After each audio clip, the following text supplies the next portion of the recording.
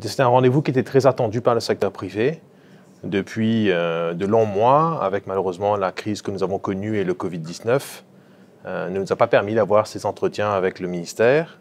Donc c'était une excellente chose, nous l'avons accueilli favorablement. L'ensemble du secteur privé était aussi ici présent aujourd'hui et a pu exposer chacun presque en one-to-one ses problématiques, mais aussi ses opportunités. Personnellement, j'ai trouvé le ministère et le ministre en particulier assez ouverts, à l'écoute, et donc je pense qu'on a atteint pour le moment tous les éléments pour être satisfait en tout cas. Maintenant, en tant qu'opérateur privé, on va attendre des résultats, on va attendre un suivi, on va attendre un plan d'action concret et que ces actions-là soient implémentées main dans la main dans un véritable partenariat privé et public. En fait, le secteur des assurances souffre un peu d'une méconnaissance. La santé financière d'une compagnie d'assurance ne se voit pas sur un bilan financier, mais se voit au niveau du capital et donc de la solvabilité. Le monde est en train de réformer le secteur des assurances au niveau de la solvabilité, Solvency II en Europe par exemple, et également de la comptabilité avec IFRS 17. Ça va réformer sensiblement l'assurance.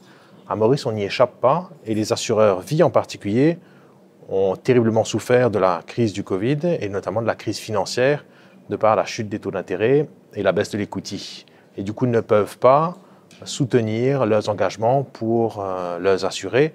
En tout cas, s'ils le peuvent, c'est avec leur capital et donc c'est la solvabilité qui va déterminer leur capacité d'honorer leurs engagements. Les compagnies d'assurance souffrent et donc on a fait des demandes très concrètes aussi au ministère de pouvoir réformer le système de pension, qui est un véritable sujet d'actualité, mais également aussi d'encourager les Mauriciens à pouvoir s'occuper eux-mêmes de leur propre retraite et donc d'avoir une incitation fiscale pour pouvoir être encouragés à prendre une pension privée. Également aussi revoir les problématiques existantes dans les textes de loi, comme une double taxation aujourd'hui sur le système de pension, face à l'allongement de la durée de la vie et du aging population. Donc ce sont des points qu'on a pu souligner, également aussi en assurance générale, toute la problématique de la réforme, de modernisation, de digitalisation dans un monde moderne. On ne peut pas fonctionner aujourd'hui en isolation et je pense que Maurice a une carte à jouer sur le continent et sur l'Afrique. Et donc, avant de pouvoir s'exporter et exporter un service sur le continent africain, par exemple, il faut qu'on soit vraiment être les best in class. Et donc, on se doit de se réformer en matière de digitalisation, de competition law, de sécurité routière. On se doit d'être vraiment les meilleurs en la matière.